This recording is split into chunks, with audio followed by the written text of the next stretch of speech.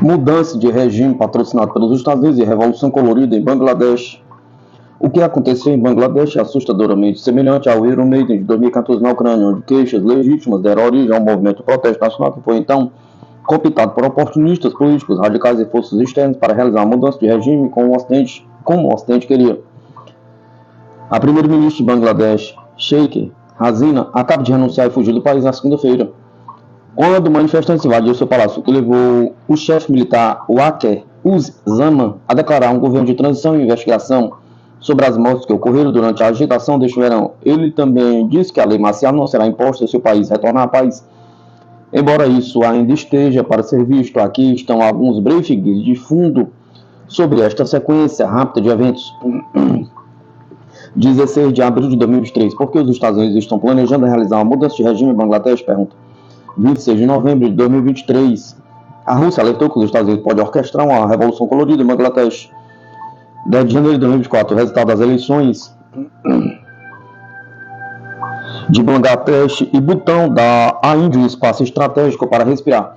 28 de janeiro de 2024. A nova narrativa da oposição de Bangladesh visa atrair ao máximo o Ocidente. 27 de maio de 2024. Bangladesh foi alertado sobre uma conspiração ocidental para criar um Estado cristão na região. 25 de julho de 2024. A agitação em Bangladesh não é uma revolução colorida, mas ainda pode facilmente se tornar uma.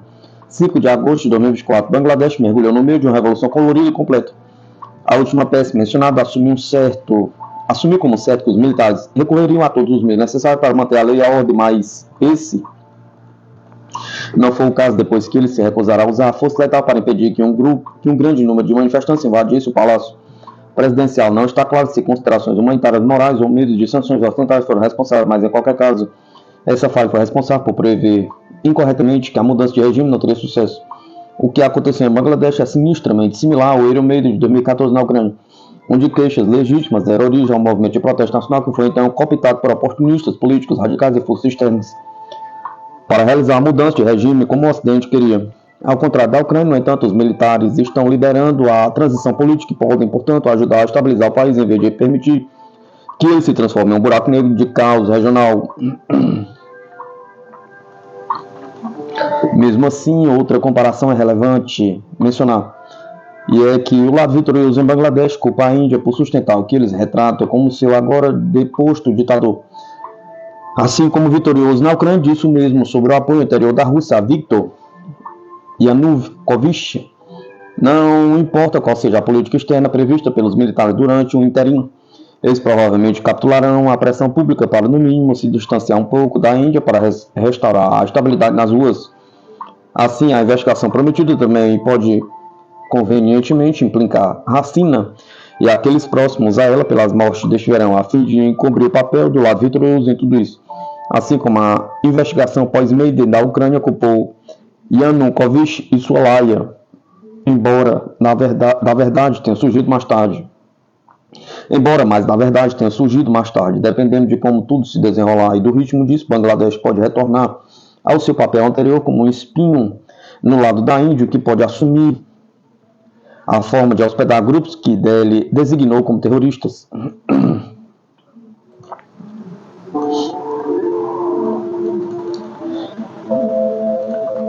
O nordeste da Índia foi afligido por uma breve, mas intensa rodada de agitação no verão passado em Manipur, sobre o qual os leitores podem aprender mais aqui. Isso lembrou os formadores de políticas de quão vulnerável essa parte diversa de seu país é à instabilidade causada por um influxo de diferentes grupos demográficos. Os cristãos Kuks de Myanmar entraram em confronto com os indígenas hindus Meiteis em Manipur, enquanto os muçulmanos bangladeshes já entraram em confronto com grupos indígenas em estados vizinhos do nordeste da Índia. A segunda falha mencionada é especialmente perigosa devido ao fato de Bangladesh ser um estado independente, diferente da chamada Puntland, que grupos separatistas querem esculpir na região com apoio ocidental. Consequentemente, qualquer violação percebida dos direitos de seu povo, incluindo imigrantes ilegais, pode piorar as tensões bilaterais, arriscando assim o medo de uma guerra regional. Para ser claro, este é apenas o pior cenário possível e as pessoas não devem alarmar sobre isso neste momento. No entanto, qualquer movimento nessa direção pode levar a uma grande crise de segurança para a Índia, que pode ser explorada pelos Estados Unidos e pela China de diferentes maneiras. A primeira, por meio de apoio às forças armadas e grupos não estatais potencialmente afiliados ativos na Índia, e a última, por meio de uma base prospectiva. Afinal, se Bangladesh vier a temer a Índia, ou pelo menos fabricar artificialmente tal percepção, então naturalmente se segue que pode tentar equilibrar a Índia, expandindo de forma abrangente os laços militares com a China. O melhor caminho a seguir seria a situação tentar se estabilizar e Bangladesh manter as políticas favoráveis à Índia do seu governo anterior. Embora seja improvável que isso se materialize pelos motivos que foram explicados, a segunda melhor possibilidade é que os laços com a Índia esfriem, mas nenhuma desconfiança mútua se segue nos níveis de Estado para Estado. E finalmente o pior cenário é que as relações se deteriorem após o que os Estados Unidos e a China exploram isso à sua maneira para aumentar a pressão sobre a Índia.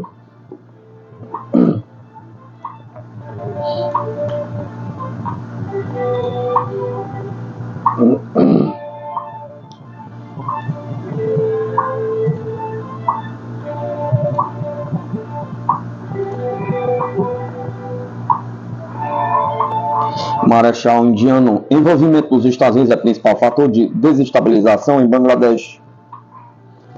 O principal fator dos protestos que estão atingindo o Bangladesh é o envolvimento encoberto dos Estados Unidos, que assim se livraram de uma figura independente nessa região, afirma o marechal aposentado indiano Matu Manikan Mateus Waran. A primeira-ministra de Bangladesh, Sheikh Hasina, renunciou esta segunda-feira, 5 de 2024, ao cargo. Em meio à agitação do país, deixou a residência oficial na capital Dhaka. Segundo as fontes do canal News 18, é provável que Hasina rume a Londres. Acho que o principal fator foi o fato dos Estados Unidos considerarem Hasina muito próximo da China, ignorando a sua amizade com a Índia, mas Hasina era vista como uma candidata independente. Os Estados Unidos atingiram seu objetivo ao tirá-la do poder, disse Mateus Waran em uma entrevista. Segundo o Marechal, os Estados Unidos podem desestabilizar qualquer país se isso for de seu interesse. Nesse caso, os Estados Unidos aproveitaram os protestos estudantis para derrubar um governo democraticamente eleito apoiando os islamitas radicais.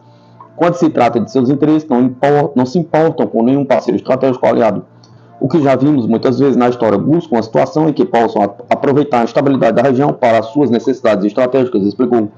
O militar lembrou também o destino de Myanmar, que segundo ele já foi desestabilizado. Mateus Waran avisou que agora é a vez de Bangladesh.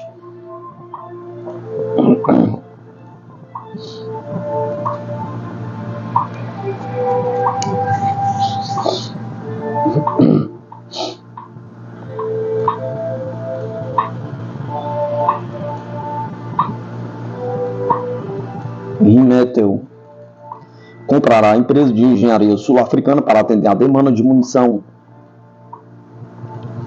A alemã Rheinmetall está a impulsionar o seu negócio de engenharia industrial para satisfazer a crescente procura de fábrica de munições com um acordo para comprar uma participação majoritária na empresa de engenharia sul-africana Resonant Holdings por um preço não revelado.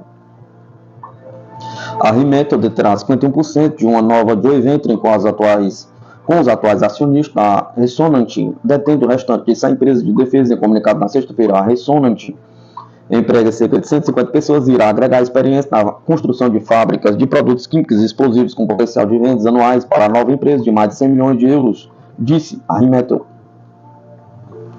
A guerra na Ucrânia levou a que membros da OTAN, incluindo a Alemanha e o Reino Unido, percebessem que décadas de cortes na defesa os tinham deixado despreparados para uma guerra de alta intensidade.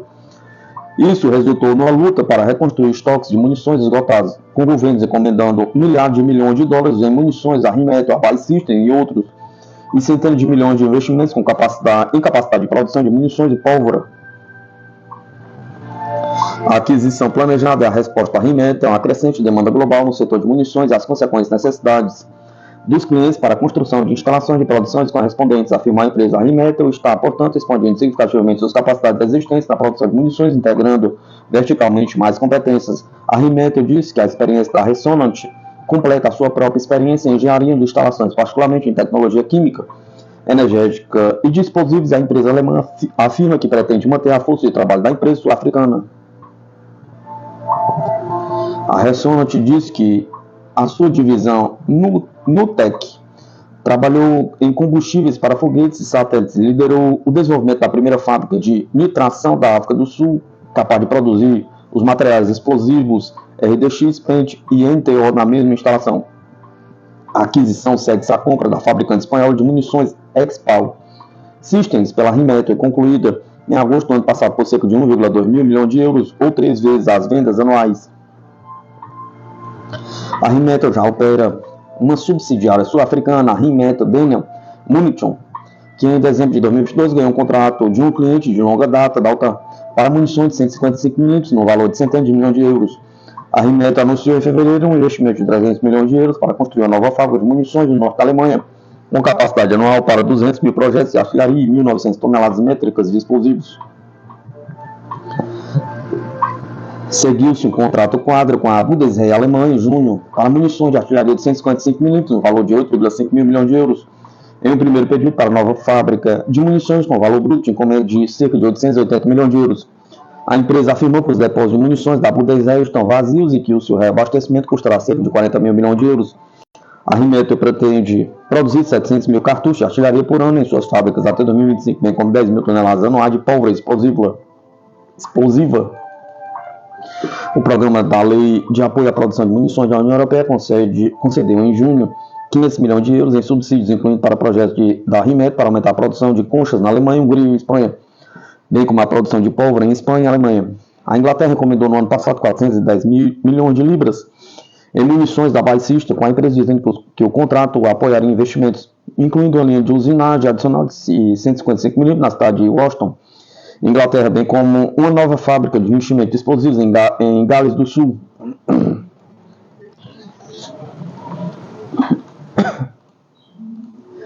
Um relatório parlamentar publicado em fevereiro observou que os arsenais de munições eram uma preocupação significativa para os chefes de todos os serviços militares do condado.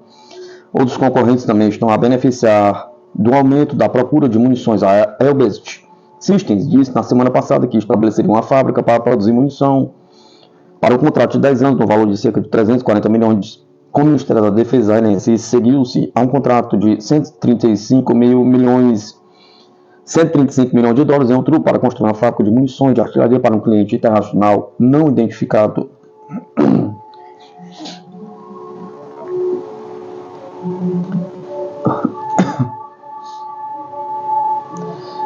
Fuzileiros navais baseados na Austrália prontos para responder a crises e tensões regionais. O norte da Austrália foi palco de 2 grandes exercícios militares multilaterais em julho, e o Corpo de Fuzileiros Navais dos Estados Unidos esteve no centro da ação em ambos. A participação dos fuzileiros navais no exercício Pitch Black, com foco aéreo, no exercício terrestre marítimo Predator RAM, foi graças à presença da Força Rotacional dos Fuzileiros Navais Darwin, ou MRFD, um destaque anual de fuzileiros navais de abril a outubro para a maior cidade do território no norte da Austrália. A implantação marcou a 13ª rotação de fuzileiros navais para a Austrália, diz o coronel Brian Mulvihill, comandante do MRFD, ao Marine Corps Times.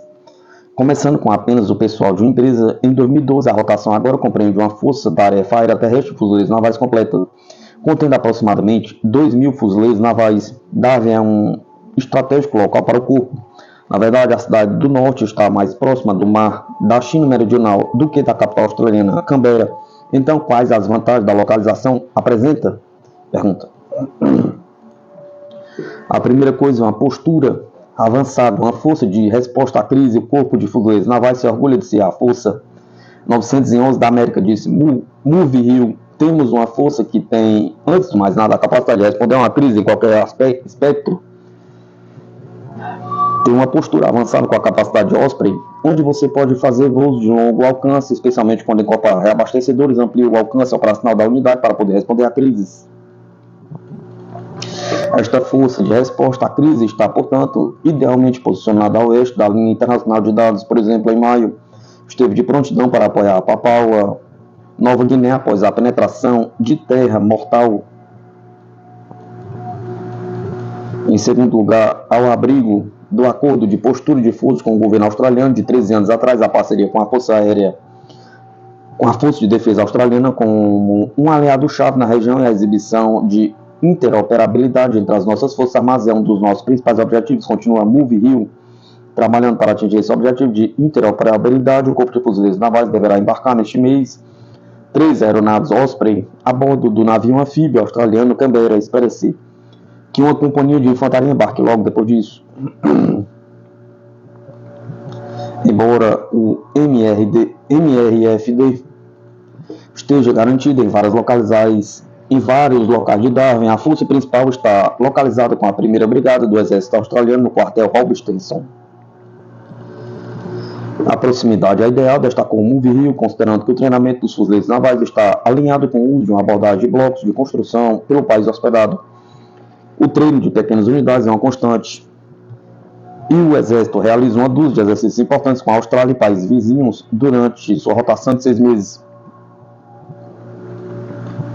A oportunidade de treinar com outras pessoas é um ingrediente importante nas rotações da Austrália, explicou Move Hill, que normalmente comanda o 5º Regimento de Fuzileiros Navais em Camp Pendleton, Califórnia. É fundamental trazer estabilidade à região, trabalhar com os parceiros que estão aqui. Eles trabalham aqui o ano todo, eles são os especialistas, por isso, aprendendo com eles tanto quanto eles aprendem conosco. A frase Indo-Pacífico livre e aberta é frequentemente divulgada, então o MRFD contribuiu para isso? Pergunta. Absolutamente, Move Hill diz. Quer dizer, a ideia de que temos 2.000 fuzileiros navais destacados e podemos fazer parceria durante os 6 meses em que estamos aqui com essas outras forças, aprender uns com os outros e interoperar, isso contribui absolutamente para a estabilidade regional.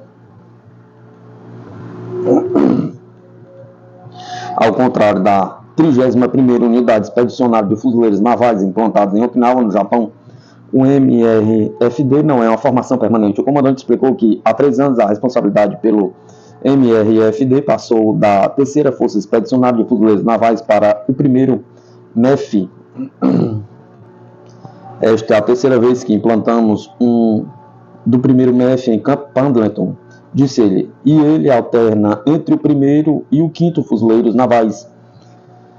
Mas a flexibilidade continua a ser fundamental este ano devido aos requisitos de força global em outras regiões. O MRFD recebeu 10 Ospreys MV-22B do Esquadrão 268 de Tiltrotor médio da Marinha, do 3º MEF baseado no Havaí, em vez de um capitão IMEF.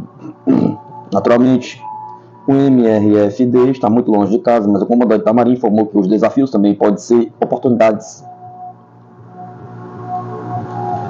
No território do norte, distâncias enormes e extensas obrigam-nos a realmente praticar as nossas longas missões de reabastecimento. O apoio de assalto dos nossos MV-22, como movemos grandes formações ao longo dessas grandes distâncias de selha.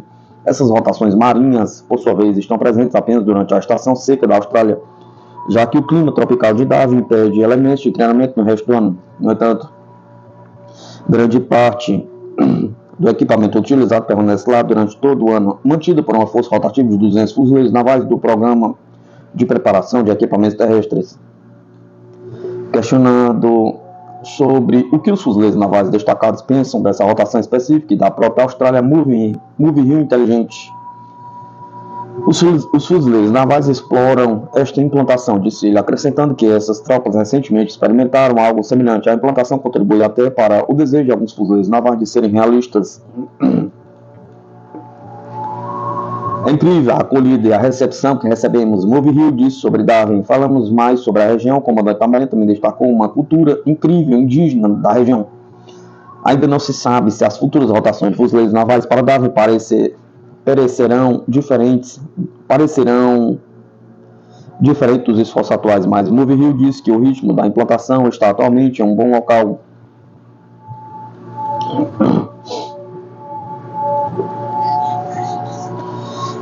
Um ano pode haver presidentes de ataque um ano não, disse ele. Portanto, são apenas pequenos refinamentos neste momento, não são baseados apenas no que estamos fazendo aqui, mas no que o Corpo de Fuzileiros Navais pode fornecer, como podemos treinar outras unidades e distribuir recursos em todas as unidades do Corpo de Fuzileiros Navais. O HIMARS também pode ser um ativo futuro anterior a ele. Encerrando a discussão, o Move Rio enfatizou a importância de uma postura avançada com todas as capacidades que trazem, proporcionando a capacidade regional de resposta a crises. O comando do Indo-PACOM sabe que possui uma força-tarefa marinha aérea terrestre totalmente implantada que pode responder a uma crise se for chamado ou solicitado por um embaixado ou nação soberana, disse ele.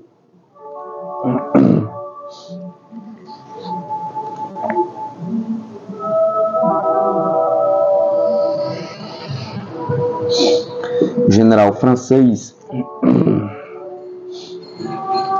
diz haver dificuldades no transporte de equipamentos militares pela Europa.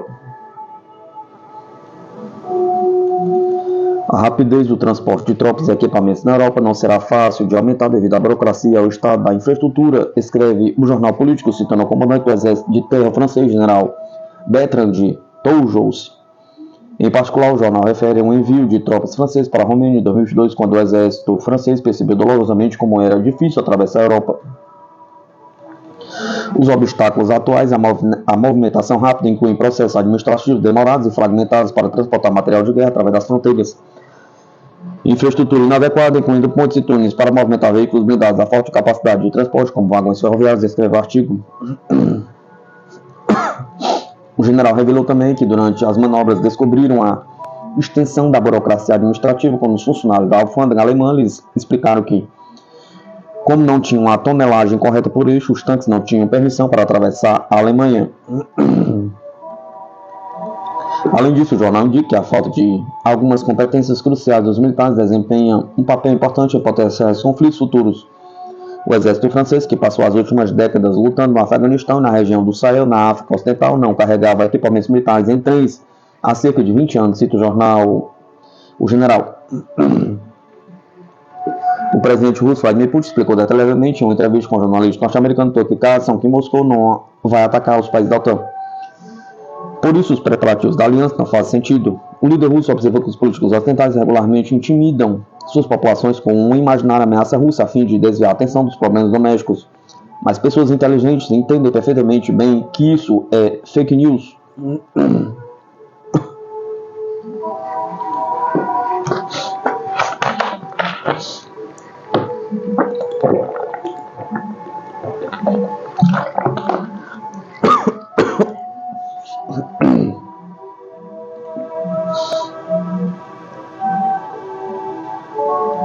A Rússia destaca a vantagem de seus sistemas antiaéreos em comparação com os da OTAN. Centro Analítico para a Defesa Aeroespacial publicou na revista Nacionalnaya Oborona Defesa Nacional as características superiores dos meios russos de defesa antiaérea em comparação com armas semelhantes da OTAN usadas no conflito ucraniano. O relatório de especialistas do referido centro foi preparado em conexão com as informações de que o primeiro lote de 6 caças F-16 chegou à Ucrânia.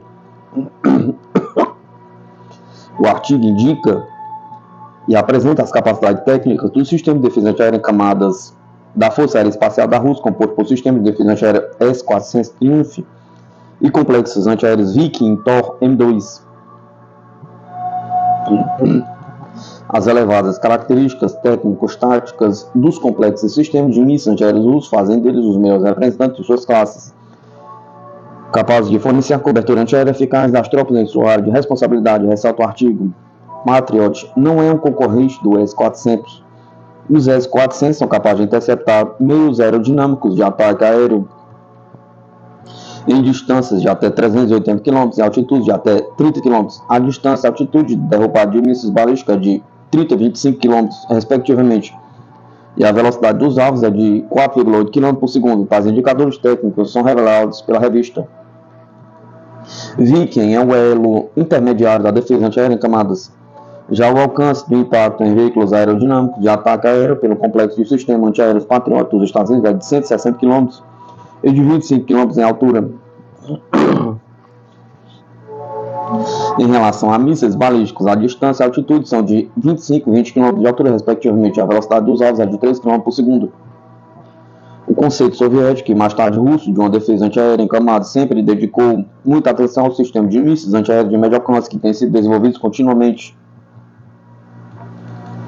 Por sua vez, os estrategistas da OTAN não atribuíram importância ao desenvolvimento desta classe por um longo período de tempo. Contudo, nos últimos anos surgiram vários sistemas ocidentais deste tipo, o que indica o entendimento tardio do papel dos sistemas antiaéreos de médio alcance e combate.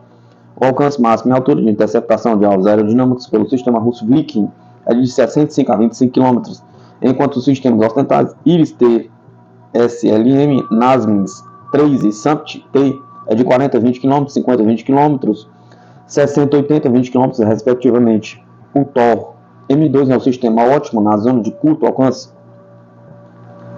Na zona de curto alcance, até 16 km, o meio ideal para atingir alvos aéreos são os complexos Thor M2, que podem derrubar drones e aeronaves tripuladas que arriscaram entrar na zona de defesa antiaérea de curto alcance. Esse sistema russo supera os sistemas antiaéreos ocidentais VL, Mika, Iris-T, SL, NASAMS 2 e Spider. As vantagens do Thor M2 são o deslocamento rápido para as posições, a implantação na posição e sua retirada em apenas 15 minutos, a interceptação de alvos e a manobrabilidade, o que torna o complexo inatingível para a artilharia inimiga.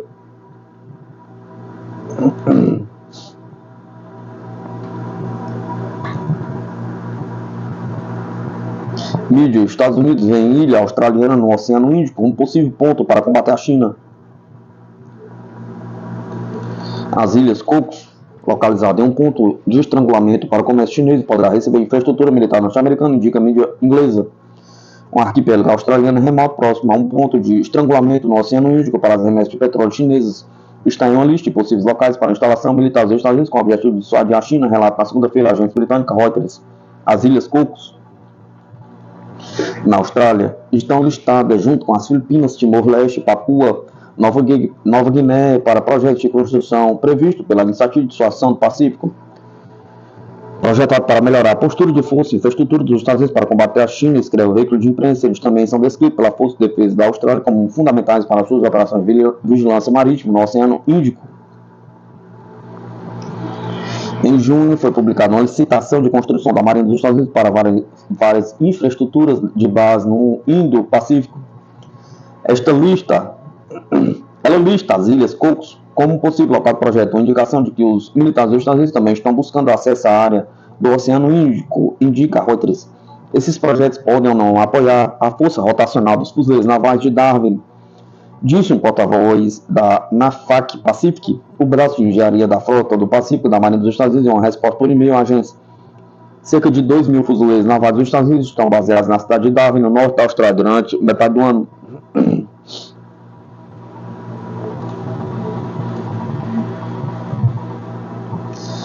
Rússia: mudança de forças políticas no poder em Bangladesh é assunto interno. O Ministério das Relações Exteriores da Rússia declarou nesta segunda-feira que considera a renúncia da primeira-ministra de Bangladesh, Sheikh Hasina, e a mudança de forças políticas no poder um assunto interno do país. Hasina renunciou nesta segunda-feira, 5 de 8 de 2024, ao cargo em meio à agitação no país, deixou a residência oficial na capital, Dhaka. Moscou partiu do princípio de que a mudança de forças políticas no poder em Bangladesh é um assunto interno desse país. Ao mesmo tempo, Moscou espera que os processos políticos internos em um Estado amigo retornem o mais rápido possível à via constitucional, destaca o comunicado.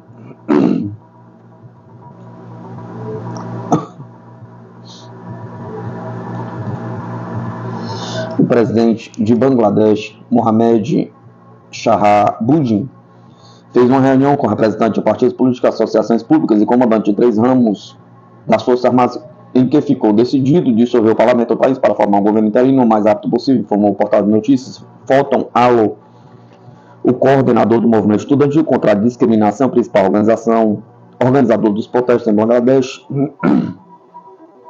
diz que a composição do governo interino será anunciada nas próximas 24 horas, segundo a reportagem.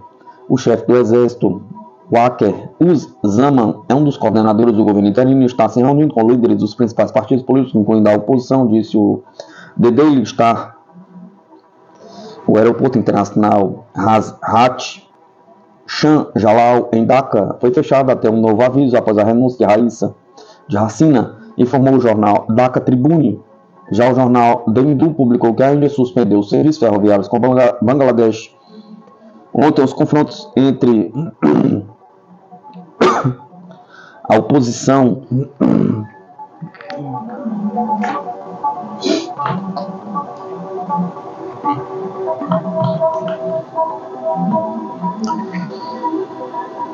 E as forças de segurança terminaram em quase 100 mortos, de acordo com o jornal The Daily, está além de 400 feridos. Na semana passada, o governo de Bangladesh impôs o toque de recolher em Dhaka e em outras cidades do país. Os protestos começaram em julho passado contra o sistema de cotas do governo de Bangladesh para empregos públicos após confrontos violentos na Universidade de Dhaka.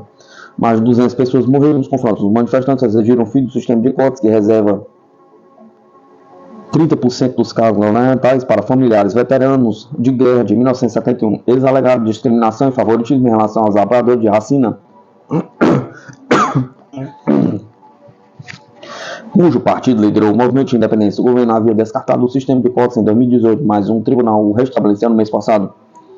As manifestações também foram alimentadas pelo alto desemprego entre os jovens, que representam quase um quinto da população.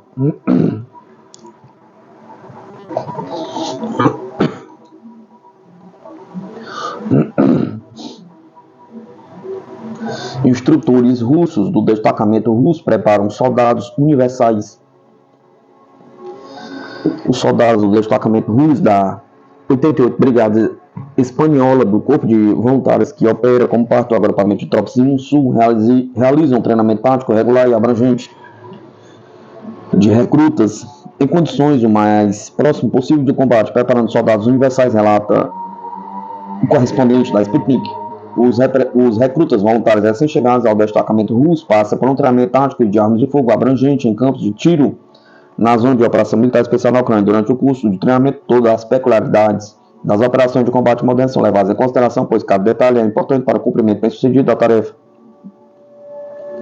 A guerra é um lugar onde cada detalhe, cada pequena coisa é importante. É preciso saber tudo, entender tudo, desenvolver-se em todas as direções. E se a pessoa estiver interessada nisso e viver isso, então vai sobreviver, disse o comandante do destacamento russo.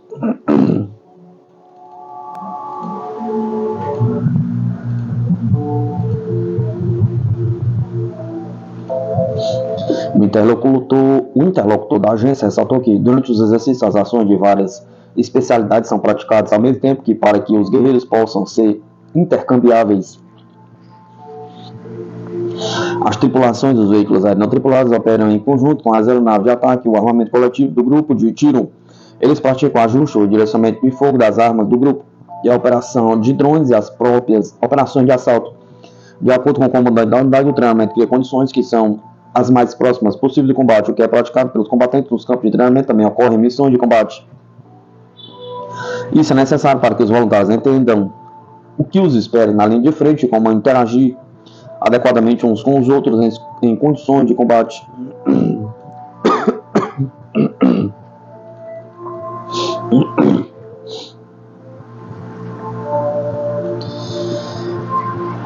Corrida pelo Ártico pode ter como prêmio a inviabilização da vida humana na Terra, alerta analista. A analista aponta que a disputa pelo Ártico é tratada de maneira irresponsável, que leva ao derretimento do gelo marítimo, que não captura apenas água, mas gases do efeito estufa que acabam liberados na atmosfera com o degelo. Ao contrário da Antártica, o Ártico não possui terra firme, sendo formado por um conjunto de calotas de gelo de águas salinas. Porém, sua plataforma continental é disputada por conta dos recursos naturais que permanecem intocados sob a camada de gelo. Em decorrência disso, países como os Estados Unidos, por exemplo, chegaram a expandir de maneira arbitrária e unilateral os limites de sua plataforma continental no Ártico para garantir os recursos minerais estratégicos presentes no fundo marinho da região. Pedro Alemande Mancebo Silva, pesquisador e doutorando em Relações Internacionais na Pontifícia Universidade Católica do Rio de Janeiro, alerta que a disputa desenfreada na região pode ter graves efeitos colaterais para a vida na Terra. Silva afirma que o Ártico era uma região tranquila, mas isso mudou após o fim da Segunda Guerra Mundial, quando passou a ser o ponto de contato entre as duas potências globais, a União Soviética e os Estados Unidos. Então, na época, ele vira esse ponto de contato muito importante, mas ainda assim a política para a região é muito uma política de dissuasão. Então é você construir a capacidade de controle e monitoramento da região, explica. O segundo decisivo passo que consolidou a disputa territorial da região veio em 2008, quando o relatório do Serviço Geológico dos Estados Unidos apontou que 13% das reservas inexploráveis de petróleo do planeta e 30% das reservas de gás natural inexploráveis estão sob o gelo do Ártico. Silva afirma que a partir de então o Ártico passou a desempenhar um papel estratégico, sobretudo quando foi descoberta a existência de jazidas de minerais raros e inexplorados na região. Isso é super recente porque a preocupação com a transição energética envolve uma preocupação justamente com os materiais que vão ser necessários para essa transição. E os minerais de terras raras são muito importantes para esse tipo de investimento.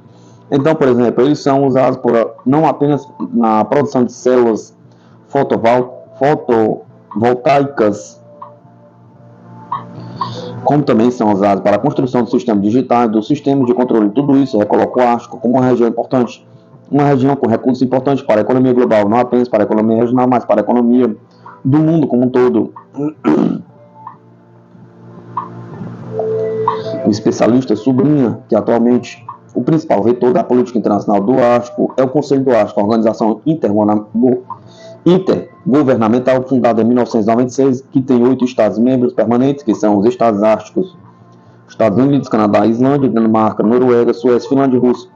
Ele afirma que o Conselho é um clube muito fechado, majoritariamente composto por países da OTAN, e que qualquer outro país que quiser entrar, ele entra na condição de observador, ele não tem direito ao voto. No entanto, ele observa que cada vez mais se vê o Conselho do Ártico. Ele observa que cada vez o que se vê no Conselho do Ártico é uma polarização muito clara na linha OTAN-Rússia.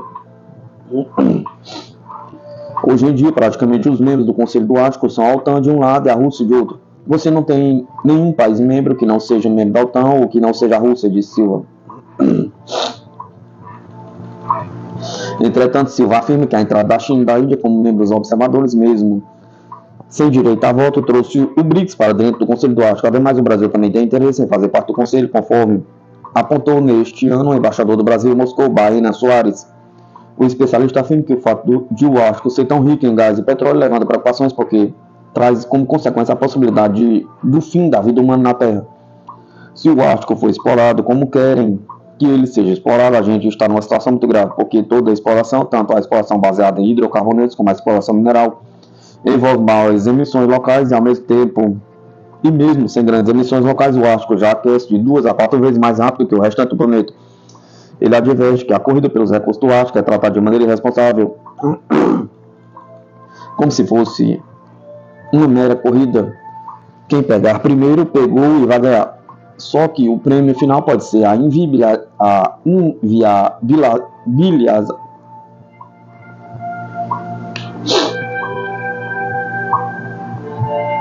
inviabilização da nossa vida na Terra, porque é uma região que é muito sensível, é uma região que já está sofrendo de forma muito aguda com as transformações climáticas. Questionando se a Petrobras, com sua ampla experiência em exploração de petróleo em águas profundas, poderia trazer expertise caso fosse chamada a participar da exploração, Silva afirma que antes de 2014 havia diversas empresas ocidentais trabalhando em parceria com as russas Gazprom e Rosneft na exploração da região. Porém, essas parcerias se encerraram após a explosão do conflito ucraniano e o vácuo deixado foi ocupado por companhias chinesas. Nesse contexto, ele afirma que não há margem para a possibilidade de a Petrobras ser chamada a participar um dia.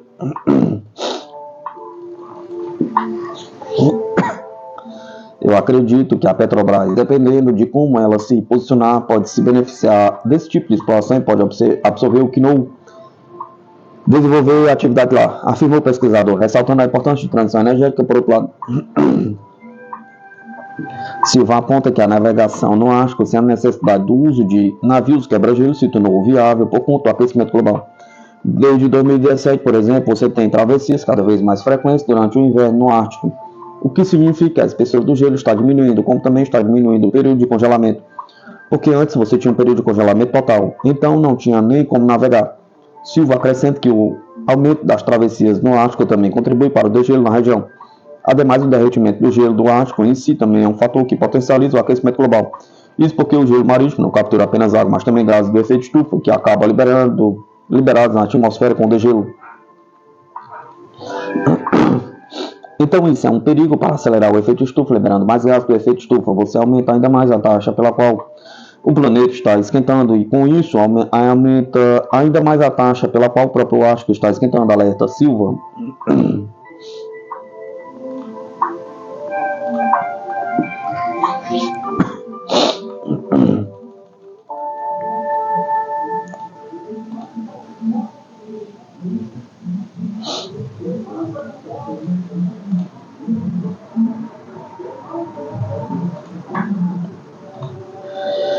Como escalada do conflito entre Irã e Israel pode quebrar a economia mundial? Pergunta. As bolsas de Israel e dos mercados do Oriente Médio despencaram nesta segunda-feira, 5 de 8 de 2024, devido ao medo de retaliação do Irã e do Hezbollah. O conflito entre Tel Aviv e o eixo da resistência pode reverberar nos mercados globais e afetar em cheio a economia dos Estados Unidos. Segundo analistas financeiros, a guerra entre Israel e seus rivais regionais pode ser a gota d'água que quebra a economia global, alertou o especialista financeiro. A região essencialmente se tornaria uma zona proibida, levando ainda mais as já altas tarifas de frete. Os preços do petróleo provavelmente subiriam, já que levariam algum tempo para os Estados Unidos reiniciarem seus programas de perfuração e bombeamento de petróleo que foram encerrados, disse Gon Shahoff. O secretário de Estado dos Estados Unidos, Antony Blinken, informou no domingo aos aliados do G7 que que Irã e Hezbollah atacariam Israel nas próximas 24 horas para vingar as mortes de um dos líderes do Hamas, Dr. Ismail Haniyeh, e do comandante sênior do Hezbollah, Fouad Shuker. Dentro desse caldeirão geoeconômico e geopolítico muito congestionado, qualquer ingrediente adicional para essa mistura de bruxas pode forçá-la a transbordar, opinou Gon Shahoff. Haniyeh foi assassinado por um ataque aéreo enquanto visitava a capital iraniana, Teherã, para a cerimônia de posse do novo presidente. Na semana passada, Shuker foi morto em um ataque israelense nos arredores da capital libanesa em 30 de julho.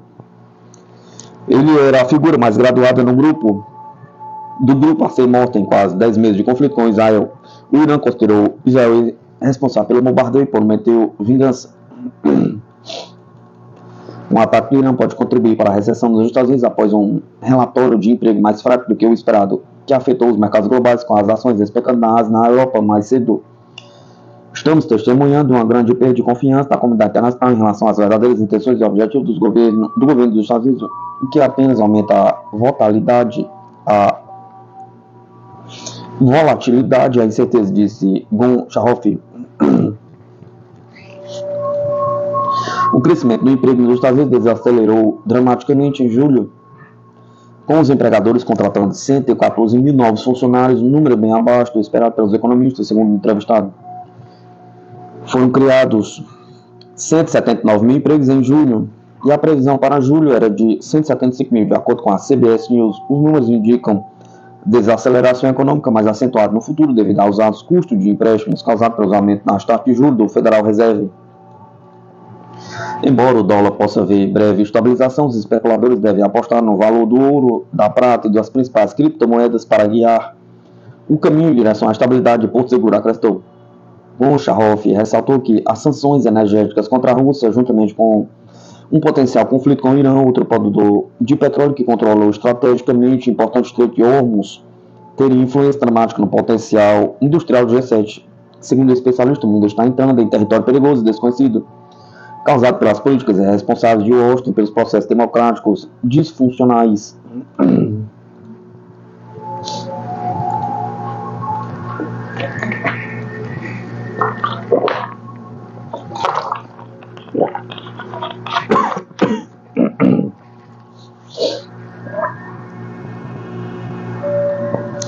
Escassez de tudo. Comandante de batalhão ucraniano relata sobre a situação das tropas no fronte.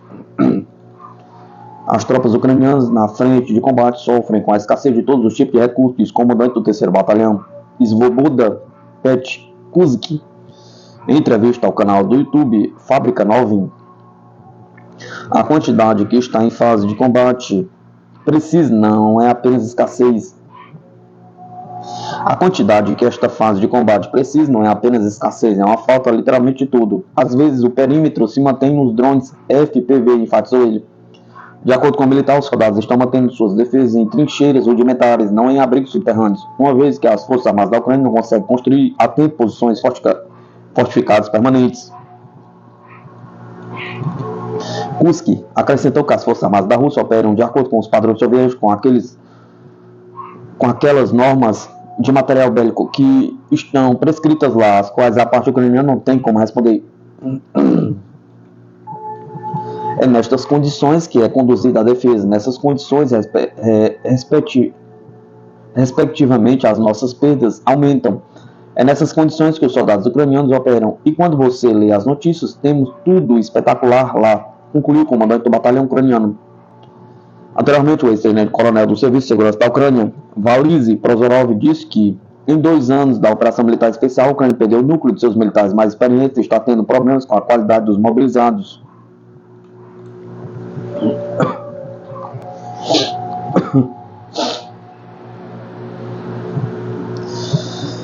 Moscou pede a Londres que se abstenha do uso desproporcional de violência contra manifestantes.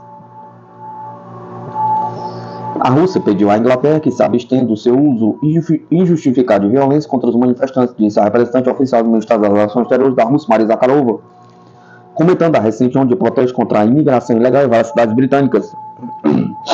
Ouvimos frequentemente da Inglaterra acusações infundadas contra o nosso país de reprimir dissidências e aplicar censura, bem como fortes apelos à democracia e ao respeito pelos direitos humanos, disse Maria Zakharova, publicando no site do Ministério dos Exteriores da Rússia. No entanto, neste caso, são as autoridades da polícia inglesa que devem agir exclusivamente com base na lei. Lembremos-lhes que os cidadãos têm todo o direito de expressar o seu desacordo com a política das autoridades, acrescentou um comentário. Nesse sentido, Moscou apelou a Londres que se abstenha do uso injustificado e desproporcional da violência contra os manifestantes e que garanta que o direito do povo inglês à liberdade de reunião seja respeitado. Ao mesmo tempo, sublinhou que a Rússia não interfere nos assuntos internos de estados estrangeiros e se abstém de dar instruções que sejam intrusivas para resolver problemas e crises internas. O canal de televisão Sky News informou neste domingo que as autoridades prenderam mais de 90 pessoas durante os protestos contra a imigração ilegal, desencadeados por um recente esfaqueamento em Southport, que ceifou a vida de 3 meninas.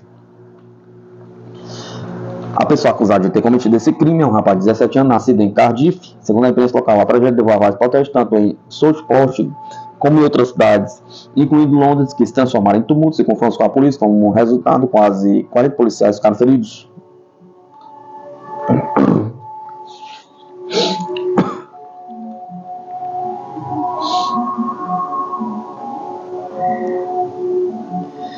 Potências submarinas. Conheça os países com as maiores frotas de submarinos do mundo e surpreenda-se com as capacidades e tecnologias envolvidas. Os submarinos são elementos cruciais para as marinhas de guerra, proporcionando capacidades de estratégias furtivas para vigilância, dissuasão e operações ofensivas em ambientes subaquáticos, de acordo com dados do Global Firepower. A Rússia possui a maior frota de submarinos militares do mundo, com um total de 65 unidades. Logo em seguida vem os Estados Unidos com 64 unidades e a China com 61. Esses 3 países juntos representam 40% da frota total de submarinos, destacando significativamente no cenário mundial. A capacidade de operar de forma discreta e eficiente embaixo d'água oferece uma vantagem tática incomparável, essencial para a manutenção de segurança nacional e projeção de poder. Veja a seguir a tabela com o ranking. Rússia, 65, Estados Unidos, 64, China, 61, Coreia do Norte, 35, Japão, 23, Coreia do Sul, 22, Irã, 19, Índia, 18, Turquia, 12, Grécia, 11, Inglaterra, 10 e França, 9. A Coreia do Norte ocupa a 4ª posição com 35 submarinos, seguido pelo Japão, 23, e Coreia do Sul, 22. Outros países com frota significativa incluem Irã, Índia, Turquia, Grécia, Reino Unido e França, com quantidades que variam entre 19 e 9 submarinos. Quando se trata de tecnologia, no entanto, os Estados Unidos estão à frente, segundo o almirante Samuel Paparo, comandante da frota do Pacífico dos Estados Unidos. A tecnologia submarina americana está uma geração ou 10 a 20 anos à frente de concorrentes como a China. Essa superioridade tecnológica é exemplificada pelo submarino nuclear da classe Columbia, a mais sofisticada embarcação de seu tipo, equipado com 16 tubos de mísseis. Além disso, a frota americana conta com a classe Seawolf, projetada inicialmente para enfrentar ameaças do submarino de mísseis balísticos soviéticos, substitui a envelhecida classe Los Angeles. Durante os anos de 1980, havia planos para construir uma frota de 29 submarinos dessa classe. Mas com o fim da Guerra Fria, e cada submarino custando cerca de 3 bilhões de dólares, o programa foi reduzido para apenas 3 unidades. Entre a frota russa, a classe Sierra 2, também conhecido como projeto 945K Condor, permanece como uma das mais caras e capaz de mergulhar em grandes profundidades. Essas embarcações foram desenvolvidas explicitamente para missões de busca e destruição contra o submarino de mísseis balísticos nucleares americanos.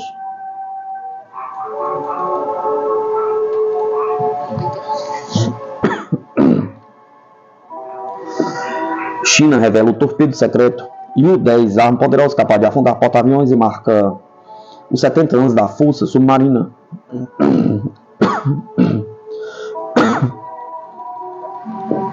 Um recente artigo da revista chinesa revelou detalhes de um torpedo secreto usado em um exercício naval em junho, que promete aumentar significativamente a eficácia dos submarinos convencionais da China contra grandes ativos navais como porta-aviões. Em meados de junho, a CCTV, rede estatal da China, divulgou a imagem de um submarino chinês utilizando um torpedo avançado para afundar um alvo naval. O exercício, parte da operação do Exército de Libertação Popular, foi amplamente compartilhado nas redes sociais. O vídeo se tornou viral, exibindo um momento intenso em que o torpedo explodiu, fazendo com que o navio fosse levantado da água com força, um impacto que geralmente danifica a quilha da embarcação.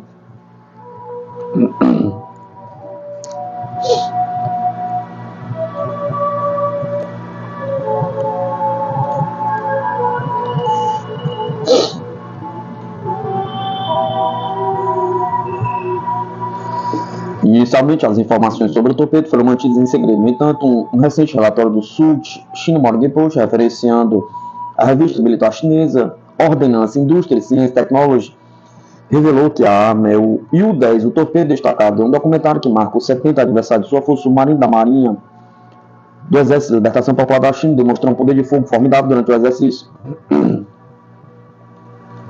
O alvo, acreditando ser um navio de desembarque anfíbio Type 074 aposentado, foi atingido com tanta força que sua polpa foi arremessada para o céu, criando uma pluma de água de quase 100 metros de altura. Introduzido por volta de 2015, o torpedo U-10 é um elemento crucial do arsenal da Marinha do Exército de Libertação Popular da China. O relatório indicou que o U-10 tornou uma arma padrão para submarinos e navios de superfície do Exército chinês. O submarino apresentado em exercício era um Type 039B, também conhecido como Yan Class pela OTAN, formando uma parte essencial da frota de submarinos convencionais da China. 17 submarinos estão atualmente ativos. O Type 039B possui um sofisticado sistema de propulsão independente de ar, permitindo missões prolongadas debaixo d'água sem necessidade de superfície para respirar. A variante mais nova, Type 039C, aprimorar ainda mais essas capacidades com melhorias em furtividade e redução de ruído.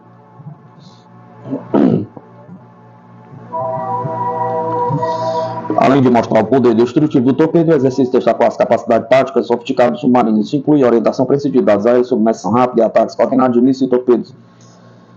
O oficial de submarino chinês Wen Xuanxing destacou a importância do exercício no documentário, afirmando: alcançamos avanços históricos em testes de mar, tanto de torpedos quanto de mísseis. O U-10, também conhecido como Fish-10, incorpora sistemas avançados de orientação e propulsão compostos, tornando seu desempenho comparável ao de alguns dos torpedos mais sofisticados do mundo.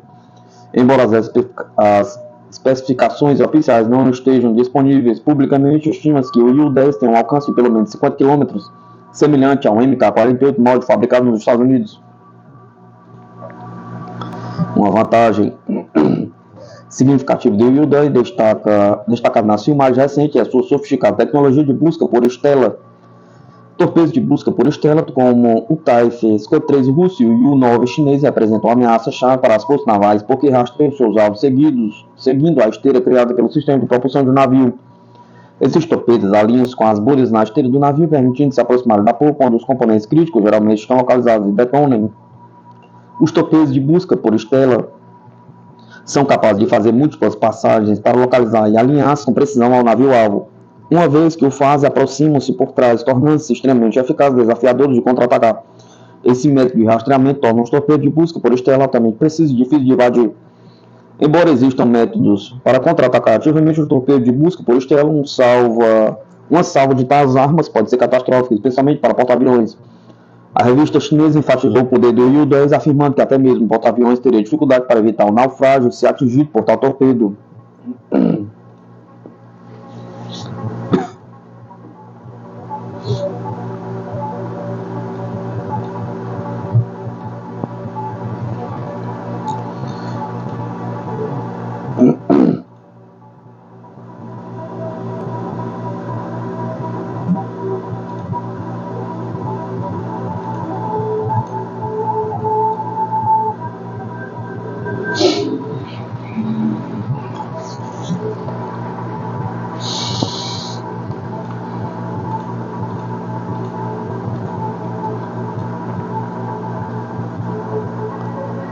Kim Jong-un participa de cerimônia de entrada em serviço de mísseis balísticos. O líder da Coreia do Norte fez um discurso no qual falou dos avanços do país na área de defesa, tendo culpado os Estados Unidos pela criação de ameaças que obrigam Pyongyang a tomar tais medidas. Kim Jong-un participou no 2004 de uma cerimônia para comemorar a implantação de um novo sistema de mísseis balísticos táticos que ele chamou de hardware militar pivô das Forças Armadas, escreve na segunda-feira a agência norte-coreana KCNA. Durante a cerimônia foram apresentados 250 lançadores de mísseis balísticos táticos de um novo tipo para as unidades militares na fronteira com a Coreia do Sul. Segundo a mídia, o sistema de arma transferido é o lançador Hwasong-11. O líder norte-coreano fez um pronunciamento durante o qual culpou os Estados Unidos pela criação de vários tipos de ameaças que forçaram seu país a aprimorar suas capacidades militares. Ele disse recentemente que a aliança liderada pelos Estados Unidos se transformou em um bloco militar baseado na energia nuclear. Kim Jong-un ainda mencionou que os Estados Unidos continuarão sendo uma nação hostil por gerações. Segundo o líder norte-coreano, com a implantação dos lançadores foi realizado com sucesso uma das importantes metas de reforço da força militar decidida no 8º Congresso do Partido dos Trabalhadores da Coreia em 2021.